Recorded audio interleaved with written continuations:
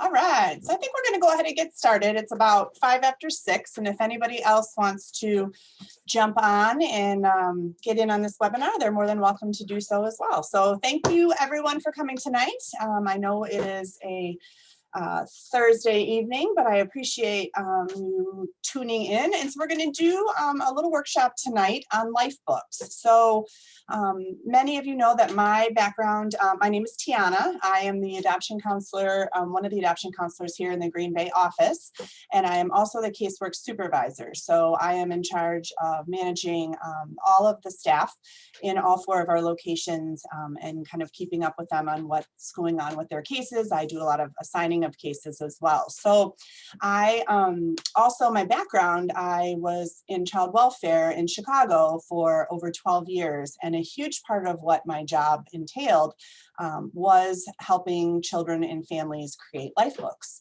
So when we had the opportunity to do a workshop on Lifebooks here as part of our Touched by Adoption campaign, I definitely and happily raised my hand to do so. So just want to kind of do a little housekeeping tonight. Feel free to, although everybody can see me, I can't see everybody else. So if you have any questions or anything comes up along the way, please feel free to chime in the chat box. If you know me or have ever interacted with me before, you know that I'm going to ask a lot of questions and kind of solicit some feedback from the audience. So please go ahead and participate in that way if you feel comfortable. I will be happy to send out the PowerPoint presentation that I'm going to be taking a look at tonight as well. There's some links on there that might be helpful. And if you don't catch it when we're, when we're going through, that's perfectly fine as well. So without further ado, I think we're going to go ahead and get started on our Lifebooks presentation. When we're done tonight, please go ahead and check out our website. We have our big Touched by Adoption event coming up next Friday, the 13th of November in the evening. It's going to be a virtual event this year, so please feel free to check out our website. We have a lot of really great silent auction items on there up for bids, including a signed jersey by Jordy Nelson, some phone calls with Santa, some massages, pampering packages, hotel stays, a fancy Starbucks basket that I hear is a hot commodity right now. So please feel free to check that out and bid on some of those items if there's something in there that looks interesting. So, all right, looks like we have a chat. We have a question. Oh, here's a link to the auction site. There you go. So Angie Flannery is our director. She's kind of helping with the tech part of things tonight. And she's posted the link to our website up in the chat box. So if anybody wants to take a look at that, you are more than welcome to do so. All right, so we're going to talk about Lifebooks tonight. This is certainly not the end-all be-all training on Lifebooks, but this is a neat opportunity to have a little introduction into what a Lifebook is,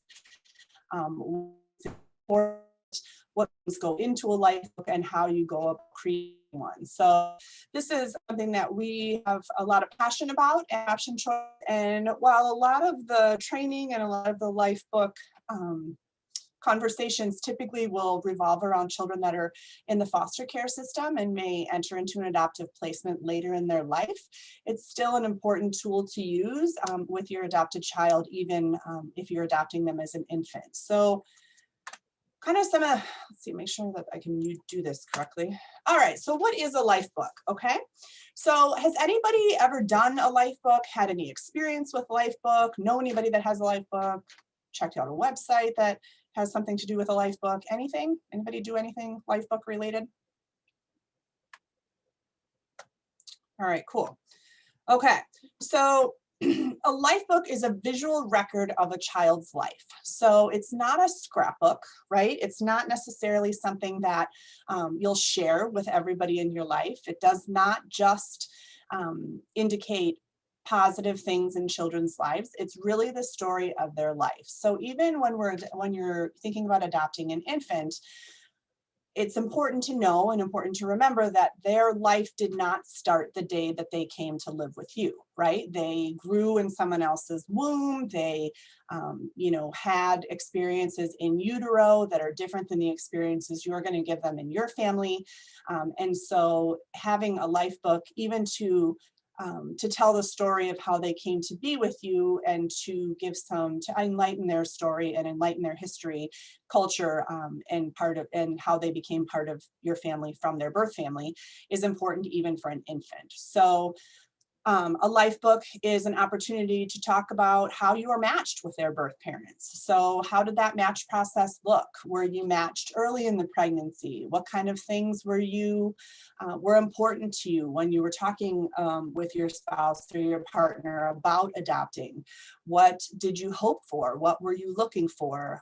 How did you envision your family, right? And then once you were matched with your child's birth parents, what did that look like? Take some pictures at those match meetings if you can, and start to document your child's life even before they were born.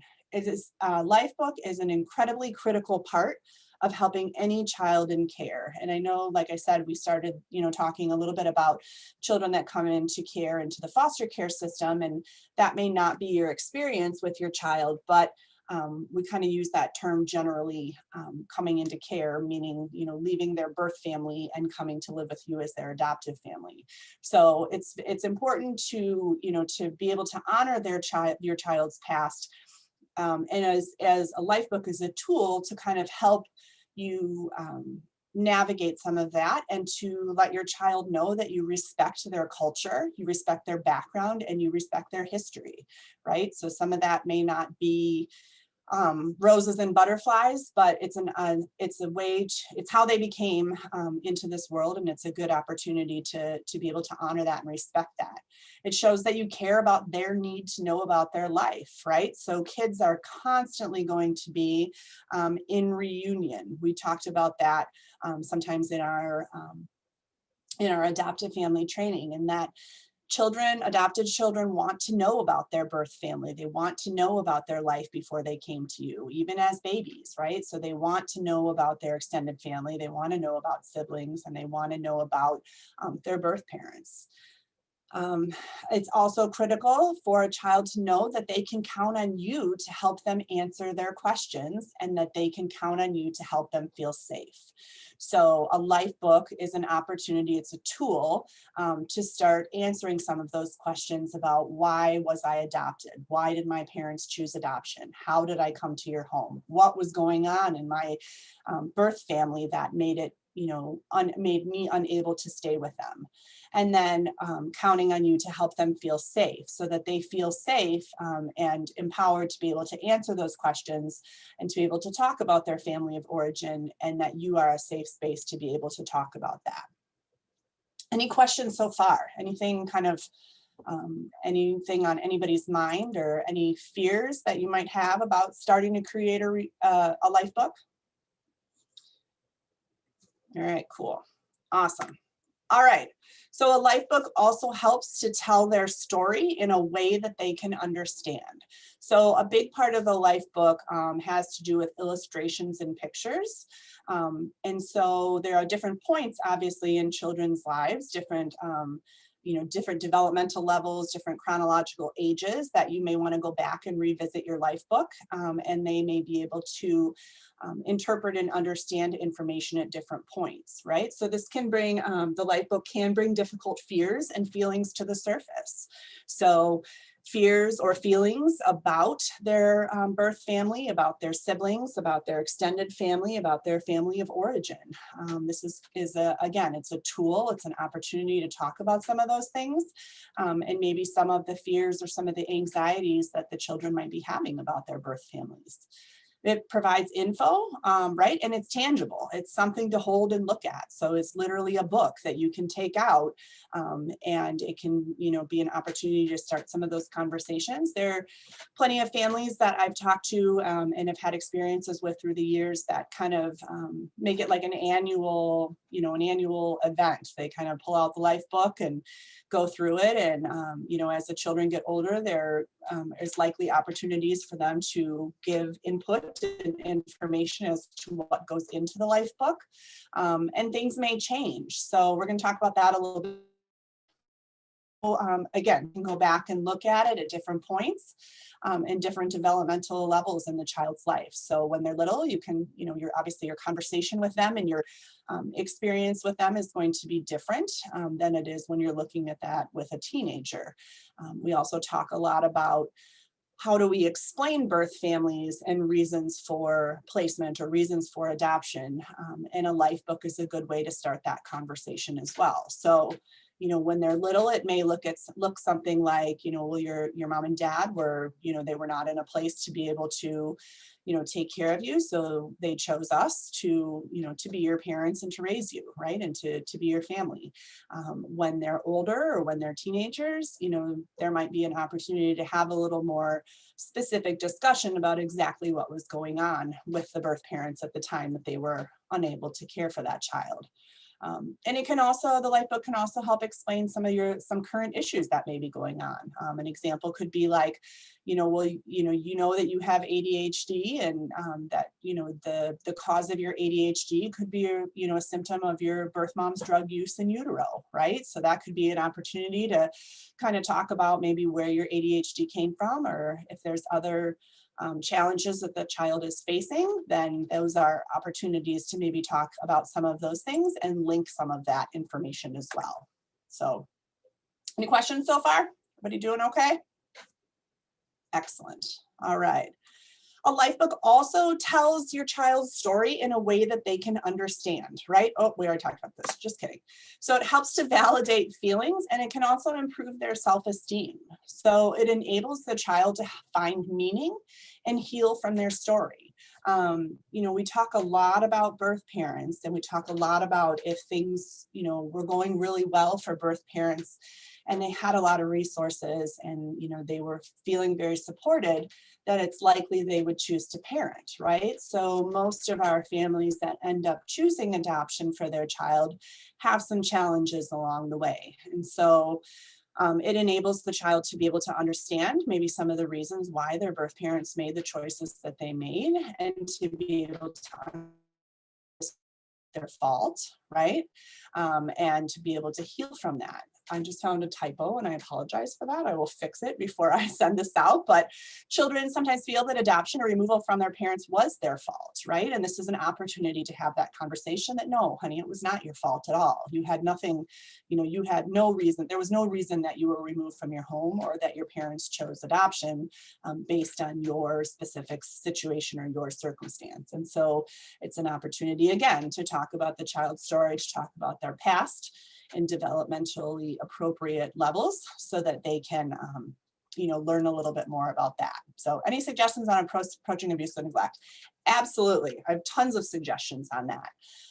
And obviously those conversations are going to be different at different levels of the child's development. So I actually watched a little clip today while I was kind of refreshing for tonight's presentation, and there was a foster mom on there that had that exact same situation, that the child came to them and said something to the effect of like, why was my mom unable to keep me, or why did she choose not to keep me? And it's really starts out very simple as something like, well, your mommy, she wasn't ready to be a parent, or she couldn't take very good care of you because she was, whatever the situation was, she was, struggling with taking care of you and your brothers and sisters, or she was, not ready to be a mom yet, or she was still in school or something like that. So when that little guy came to that foster mom and said, what happened? Why did I have to leave my mom's house? She just kept it very simple for him and said, your mom wasn't ready to be a parent. And so she asked your dad and me to take care of you and to be your mom and dad. And for him, that was okay, right? At that point in time, because he was little and a simple answer was sometimes a little easier and for him to understand than, your mom was neglectful, or your mom, made some choices as a parent that weren't very good for you. Your mom wasn't able to keep you safe. That's another good one to use. And so she asked mommy and daddy, or mommy and mommy, or daddy and daddy to, to take care of you and to be your parents and to keep you safe. Obviously, those conversations can change as children get older and they get to be a little bit more able to to understand some of the dynamics that might have gone on in the reasons why that child was not in their family of origin. So does that help at all, Alex? Obviously, we can have more specific conversation after that, but all right, cool. Awesome. Thanks. Okay, excellent. All right. Whoops. I may have gotten a little like trigger happy here. Okay. So again, it enables the child to find some meaning, and it helps them to understand that removal from their parents was not their fault, right? Or the reason that their parents chose adoption was not their fault. And something to remember at the end of the day, and we talk about this a lot too, is no matter what the situation is that led the birth parents to choose adoption, every birth parent loves their child and wants the best for them, right? Rachel says she's had similar questions when talking with her inquisitive 3-year-old, right? I have a 3-year-old as well, and the questions that come out of that kid's mouth absolutely blow my mind. So I'm like, where do you even come up with that? And how did you find the words to ask me those questions? So Rachel, what has been, if you're comfortable sharing, what has been some of the conversations that you've had with your 3-year-old, or how have you been able to kind of navigate some of those things? What's been helpful for you? Now that I put you on the spot. Similar. Yeah, just keep it simple, right? There's a good kind of line, or a good kind of, tagline when you're asking kids is, when they ask you some of those questions, of course, it's probably going to be at a time when, you've got 29 other things going on and you're not even thinking about, what they're thinking about, and being able to answer those questions is something that catches you off guard. So a good kind of thing to put back on them to buy a little space and a little time is, what do you know about that, right? Or what questions do you have about that? Tell me what you know about your birth mom, right? And then that's a good starting point to see where, where they're developmentally at and what kind of information they already have or think they have, right? So Rachel says we focus on how much her birth mom loved her and wanted us to be your forever parents. Exactly. And for most 3-year-olds, that's probably going to be enough, because they're going to be moved on to wanting to, do something else. But as they continue to grow up, they might start asking a few more questions. And as opposed to just, going into a huge dialogue about, well, your mom was using, drugs and alcohol, and she was homeless, and, she was making some bad choices. You kind of put it back on them. What would you like to know? Right? What would you like to know about? What do you already know?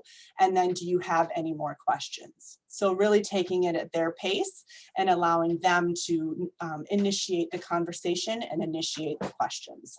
And you all know your kids, you know what they can handle and what kind of information they can take in and where they're at developmentally. So you know them best, and you know what will work and what will be helpful for them going forward. So good questions, thanks.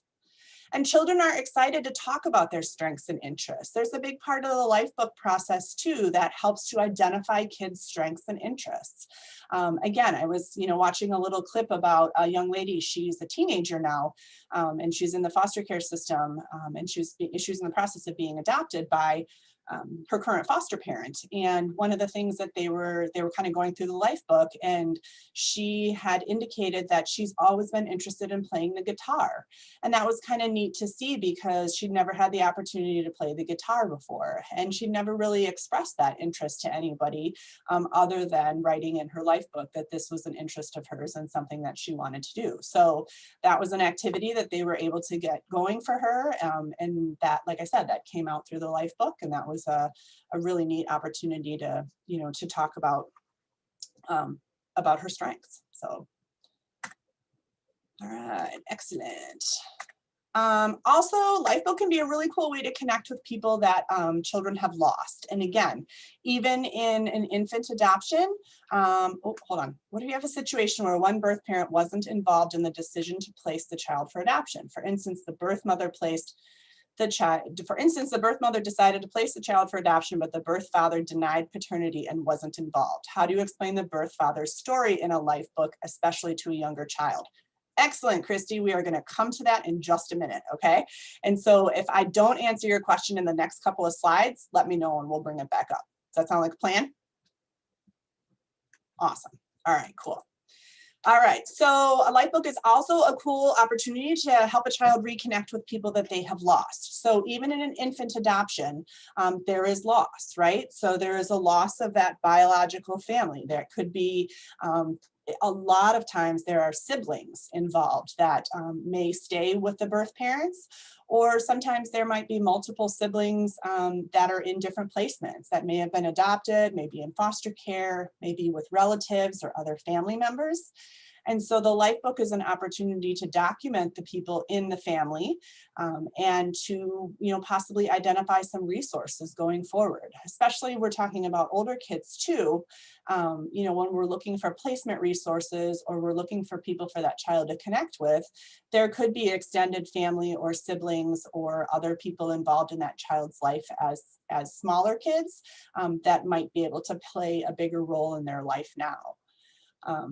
Understanding and kind of knowing their roots is also an opportunity to help children feel a part of something bigger, right? So they're part of your family and they're part of your extended family, but they also have the cool opportunity of having a birth family and an extended family through that. So it allows them to feel part of, two families, which may end up being a really positive thing for them as they continue to grow up.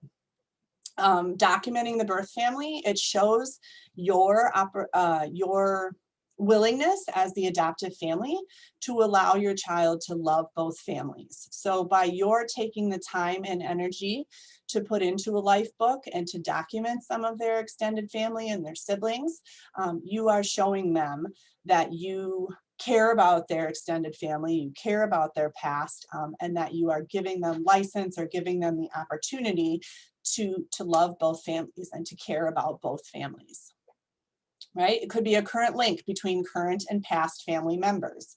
Again, an opportunity to talk about the birth family in a way that doesn't feel unnatural or that the child might feel uncomfortable bringing it up. Because if you're looking through the life book, you're talking about the child's story, and it's a natural way to talk about birth families, right? And when just something to keep in mind too, and this is kind of this goes along with adoption in general, is when they have questions, it doesn't mean that they love you any less. They're trying to find some balance in their life. So, it could be just something as simple as, where did I get my brown hair from? Or, why do I wear glasses? It could be something, more significant, like, my mother and my grandmother were both alcoholics. Does this mean I'm going to be an alcoholic? Right? So they're kind of searching for that meaning and searching for that balance in their life. And having the life book, again, is another tool to be able to answer some of those questions. Sometimes we have a lot of missing pieces from the life book and from the families. So a lot of times we may not have a lot of information on extended family, or we may not have a lot of information about, where other siblings are, especially if you don't have a very, open relationship with the birth parents. Or certainly what happens a lot of times too is we don't know who the birth father is, or there might be, several men that are possibilities for the birth father. And those questions are definitely difficult to answer because we don't know the answer either, right? I don't know who your birth father is. And sometimes I think it's okay to just say that. We don't know who your birth father is, right? And that's one of the reasons. And because your birth mother and your birth father were not, in a relationship, or we're not in a position to take care of you, again, that's why they chose, daddy and me or whatever to be your parents or to be your forever family. And if there's any opportunity, that's on us as adoption workers too, to do a really good job to try to track those people down and to get as much information as we can and to give it to the adoptive family. But sometimes we just don't have that.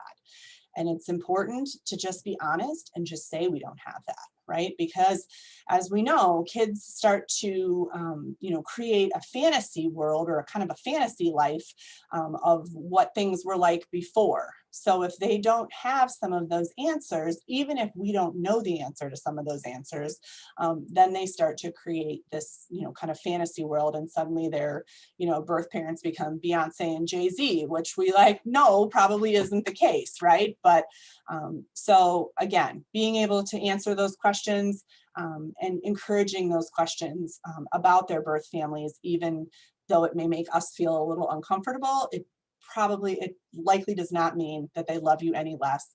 They're just looking for that balance. So. And then encouraging letters and messages from the birth family and extended family for some closure.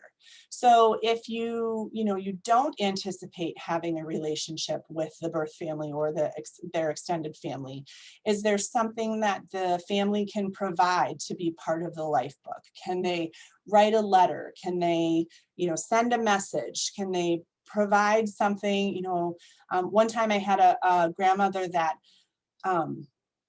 sent a recipe that she had made of a dish that she had made for the family when the little girl was living with them.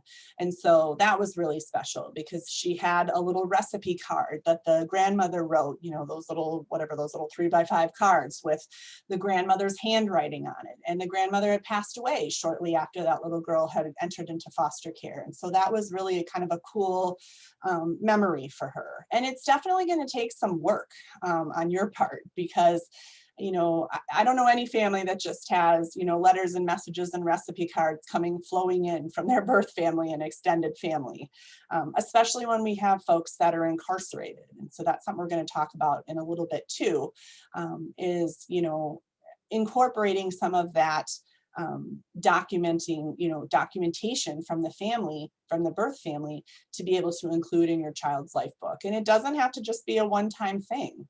I had a family a few years ago that the adoptive family had a relationship with the birth family, and the birth family would send emails. They had created a separate email account so that it was just dedicated to the child and the birth family. And so the birth parents would write emails and the birth grandparents would write emails, and the adoptive family kept all of those emails and printed them out over the years and added them to her life book, so that, again, these are not, emails that need to be, widely spread across everybody that but that was really meaningful to that family to be able to have those emails over the years, even though they weren't all really long, drawn out, I love you and I want the best for you. They might just be a couple of lines like,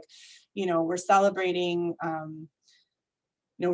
Christmas here with, your brothers and sisters. And, we just want you to know that we love you and that we think about you. So that's kind of a neat way for the child to know that they, that they were loved and that they're part of their birth family's thoughts.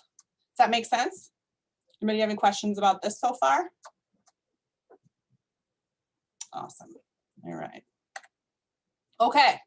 So again, it's a tool for some open and honest discussion, right? It's an opportunity to start talking about the choices that their birth parents made, maybe some information about their conception, and where is the birth family now. There are plenty of situations that we have that unfortunately lead to adoption because of a sexual assault or a rape, that the birth mother did not consent to the sexual contact that led to the child's conception. How do you have that conversation with your child, right? And especially at, age 5. So again, it's using developmentally appropriate language. That could, be something as simple as, well, your daddy hurt your mommy, or your daddy, touched your mommy in a way that she didn't agree with, or, however you want to phrase it based on your child's level of, understanding. It's an opportunity to start having that conversation. Okay. And where's the birth family now? So some of my most amazing adoptive parents have kind of followed the birth parents throughout the years and have, printed pictures off of Facebook. Some of you have probably heard my story about the little girl that came into care, and she was in foster care for a couple of years, and she had absolutely no pictures of her birth mom. And she was like 9. She couldn't even remember what her mom looked like. And I knew that her mom was incarcerated in prison, and that was part of the reason why her parental rights were terminated and she was unable to to parents. But so I actually went on the Illinois Department of Corrections website and printed out a picture of her mother in black and white, just on, a piece of copy paper. And she's wearing the traditional Department of Corrections jumpsuit, and her hair is a hot mess, and she's scowling at the camera. But that's the picture that we printed out and put into this little girl's life book. And she just treasured that picture. I mean, that was the only picture that she had of her mother, was this, inmate picture, which wasn't even a good picture, but that was her connection. And that was her connection to her birth mother. And that was really helpful to her as she moved forward and was adopted into a new family as well. So again, life books are not always, roses and butterflies. It's not a scrapbook, and it's not a, these are all of the highlights of our life. There's some tough stuff in there too. So we also want to remember that when children are not given the pieces of their lives, they lose a piece of who they are. So if, it's fairly common sense that if we don't have good building blocks for identity, sometimes those identities get lost, right? Or we create a false identity. Again, that whole, like, my parents are Beyonce and Jay-Z, right? They're probably not. So and it's a good starting point and opens the door for some difficult conversations. So most kids that end up in an adoptive situation, like we've talked about many times, come from tough spots. And so it's hard to have those conversations. It's hard as adults to have those conversations. So, again, having a tool, having something tangible is a good starting point into, kind of talking about how they came to be and why they're not with their birth parents. All right, any questions so far? How are we doing, Rachel? Any of that kind of hit home for you? All right, cool. Christy, how are we doing? Birth father's story in a life book, especially to a younger child. Yeah, that's a tough one. And Christy, in your situation, is the birth father known? Or is any of his family known, like his mother or his grandmother, anybody like that? Maybe we'll come back. Birth father is known. Okay, awesome. All right, but I'm assuming not involved or not interested. He has children. Yeah, see, so your little one has some half siblings out there, hopefully, right? And so how do you have those conversations with your child, right? How do we, birth father denied paternity? I don't know that that's something that you have to have, that's a conversation that you have to have right away with your little one, but it might be at some point when they get a little bit older. So one of the things too that we kind of talk about, well, we'll come back to this. All right, we'll come back to it. All right, so what goes into a life book? Okay, so a lot of people are like, well, what do we put in the life book? And so here are some ideas. This is not definitely a, end all be all, but this is a neat opportunity to kind of get a little bit of information about what goes into the life book. I'm going to put myself over here. All right. So some pictures of birth parents, siblings, and extended family. Enlist the birth parents to help you with this. So this is kind of a neat opportunity to create that relationship with your birth parent too. A lot of families come to us and they're really uncomfortable about creating a relationship with a birth parent, or, what do I say to them? How do I, interact with them? We don't have a whole lot in common. This is a great way to, to bridge the gap and to start having some of those conversations. So I'm creating a life book for, my daughter.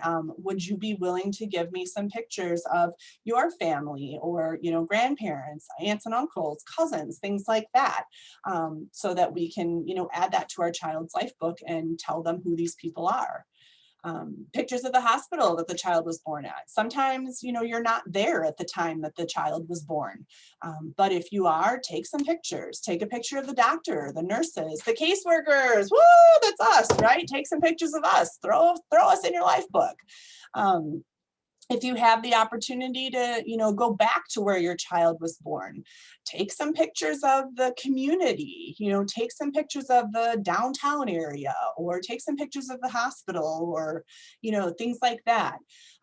Those kind of, sometimes those little There's those little like books or booklets or pamphlets or, cards, whatever they are, that say, in the year you were born, this is what was going on, right? So a loaf of bread was, $1.89, and a gallon of gas was $2.36. And, I don't want to talk about who the president was, but anyway, whatever was going on, in your child's life, throw that in your life book too, because that's pretty cool, and a neat opportunity for them to kind of connect what was going on in the world or going on in their community at the time they were born.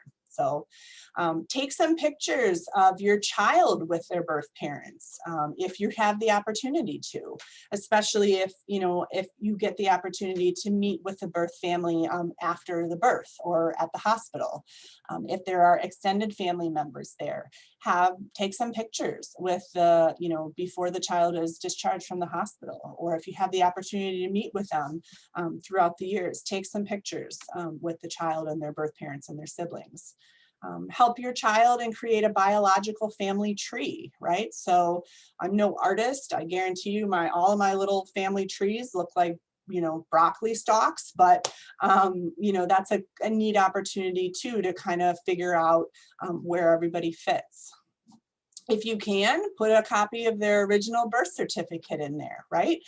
Especially if you change their name. So sometimes that's really neat for kids to be able to see that, they were born one name, and that, now they're a different name, but this is their original birth certificate. It has their, birth parents' names on it, where they were born, things like that. So that's kind of a neat thing to put in there too.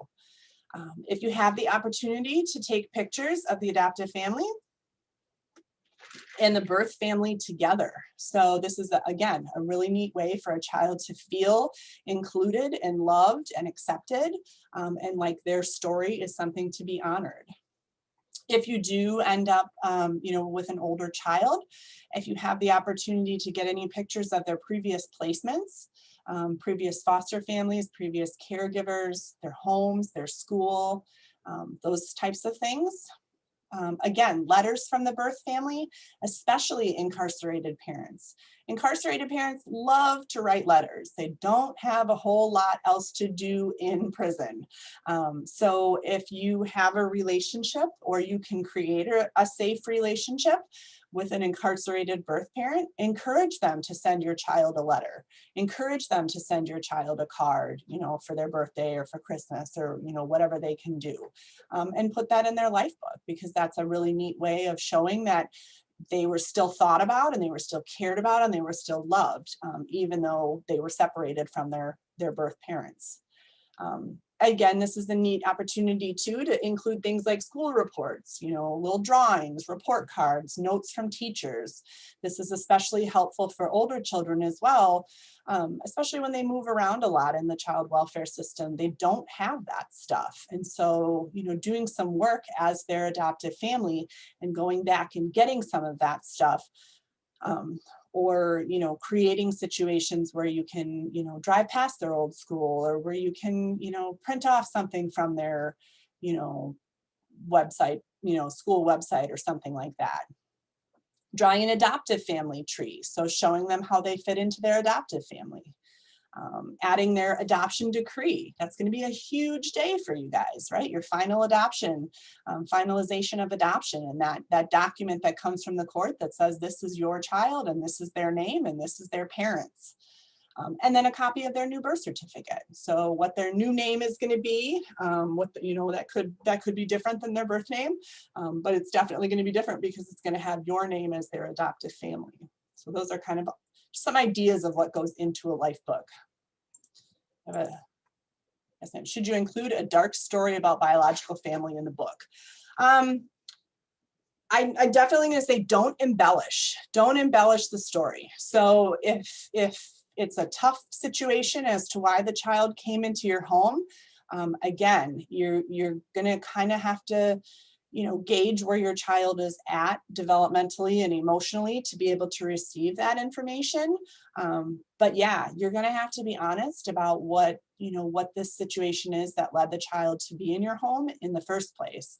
And that will develop over time. I'm assuming that the story will get a little more detailed as they get a little bit older. But yeah, that's a tough one to be able to talk about why the child came to your care. And again, over the years, you know, things may change in your life book, and you may add a little bit more information as the child gets a little bit older. But I would start from a place of honesty, and I would not embellish the story into some kind of a fantasy that didn't really occur. Does that make sense? Ish? All right, cool. Awesome. Okay. All right. Oops. Okay, so how do I create a life book, right? It does not matter what tool you use. It doesn't matter if you use a notebook. It doesn't matter if you buy a fancy scrapbook off of Etsy. The important stuff, the important information is how much time and effort you put into it, and how much information you're able to put in. So life books never end. They're an ongoing process, right? How many times, you know, myself, I'll use myself as an example, you know, I'm older than a teenager, I'll just say. And I've gone back and looked at my mom's, you know, baby book of me from the, you know, late 70s, early 80s, numerous times. And I just think it's so cool to see like the little lock of hair, and to, you know, hear about, you know, when my mom went into labor, and, you know, stuff like that. So, so understanding that the life book is something, you know, that may change over time. It may include different information, but it is an ongoing process, and you know, it's a constant opportunity to be able to talk about your child's story, because as we know, adoption is a lifelong process, and identity is a lifelong process, and so this kind of all goes hand in hand. A life book is all about maintaining connections. So however you want to create those connections, however you want to write that down or draw that, or, you know, paint it, or, you know, whatever your creative, you know, meme is there to go with that. Sometimes it's helpful to create a timeline. So even in an infant adoption, literally, you know, taking a chunk of paper and putting a timeline on there, and you know, writing out, you know, we've got the call from a, you know, Adoption Choice that your birth mom had picked, you know, November 15th, 2020, we got the phone call from Adoption Choice that your birth parents had picked us and wanted to meet us, right? And so, you know, October 20th, or November 20th, 2020, you know, our first match meeting with your birth parents, you know, October 22nd, or sorry, I'm going October, November 22nd, 2020, we got the phone call that, you know, they loved us and your birth parents chose us to adopt, you know, November 25th, 2020, our first phone call with your birth parents. We were really nervous and really, you know, anxious about it, but we talked about how much we love you and what color we're going to paint your nursery, you know, something like that. And then, you know, December 15th, you were born, and kind of what that happened. So literally, you know, taking a chunk of paper and, you know, making some tick marks and creating a timeline is a neat opportunity to be able to show children, you know, kind of how they came to be. So what if I don't have any photos, right? Or what if I don't have any information about the other parent? What if I don't know who the birth father is? What if there's multiple birth fathers? What if I know who the birth father is, but he refuses to participate in any of this? Again, you know, checking out social media. I referenced the Department of Corrections website, because unfortunately, you know, a lot of our birth parents do encounter the criminal justice system. Google, right? Or last ditch effort is having the child draw a picture of what they think the birth parents look like, or, you know, based on what they look like, you know, what do you think your mom looks like? What do you think your dad looks like? What do you think they look like now? What do you think they looked like when you were a baby? So there's definitely different ways to kind of get around that if you don't have any photos, or you don't have any, you know, any way to get a hold of any of that. What do you think your grandparents look like? You know, what do you think your brothers look like? Things like that. So this is definitely a, you know, an opportunity to involve the child in the life book, and also to, you know, draw a little bit on their creativity as well. All right, so I have just some kind of some ideas of Lifebooks here that we that I've utilized before. So literally, if you go online and go to Google or go to Amazon or go to Etsy or any of those websites and just type in Lifebooks, you'll get a lot of information and you'll get a lot of different types of Lifebooks. And again, it doesn't matter which Lifebook you choose. It doesn't matter what it looks like. Doesn't matter if you stick it in a 3-ring binder or whatever it is. But the idea is to be able to capture the information, to be honest about the information, and to allow the information to be shared with the child at times in their life. So the first 4 here up on the top are like this first one is My Family, My Journey. And that's a neat one. It's pretty popular. I've seen it in a lot of places. And that's actually a baby book specific for adoptive families. So it's pretty gender neutral. It doesn't say anything about like mom or dad. So if you've got a same-sex couple or you've got a single parent, it's pretty nice for that. It's pretty, like I said, it's pretty neutral.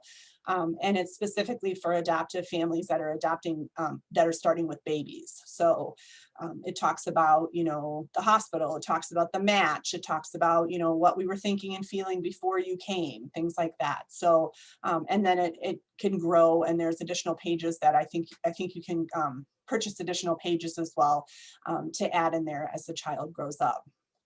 These next 3, All About Me, All About Marvelous Me, and a self-discovery journal, are for like elementary into adolescent age kids.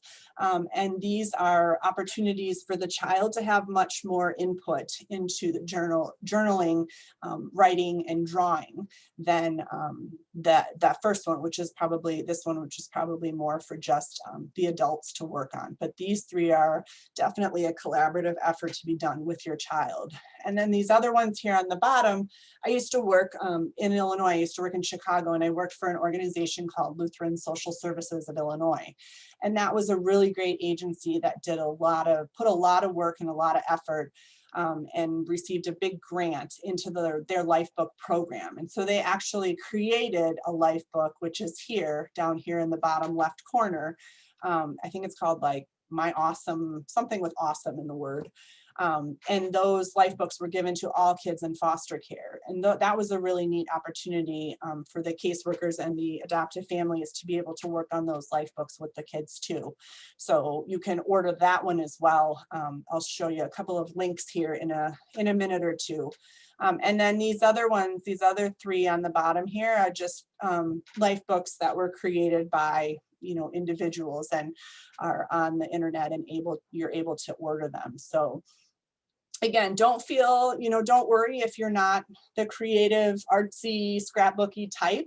That part definitely isn't as important as, making sure that the information is there. And a lot of these Lifebooks will give you prompts. So it's not like you have to start, from scratch, handwriting, paragraphs and paragraphs about your child's story. Some of these Lifebooks have, some kind of pre-worded information in them to be able to kind of prompt you. So I also put up some links here as well. What I realized I did not do was like tell you who sponsored these links. So there are some Lifebooks in here there are some information in here about Lifebooks from the child welfare side of things. And there's also, the first one is a link that talks about Lifebooks do's and don'ts, which is actually a really kind of a neat guide as well to be able to to help you decide what to put in there and what not to put in there. So like I said, if you're interested in receiving a copy of this presentation tonight, we can certainly email that out to anybody that's interested. Just let me or Angie or somebody know, and we'll be happy to do that. All right, cool. Alex says, please. Absolutely, Alex. I will hook you up.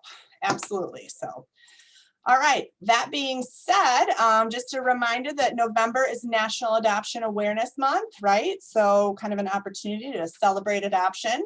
Our Touched by Adoption event is next Friday. It is free. Please check it out and bid on some of our items. We have several other activities coming up. Thanks, Alex. Thank you, Tiana. You are most welcome.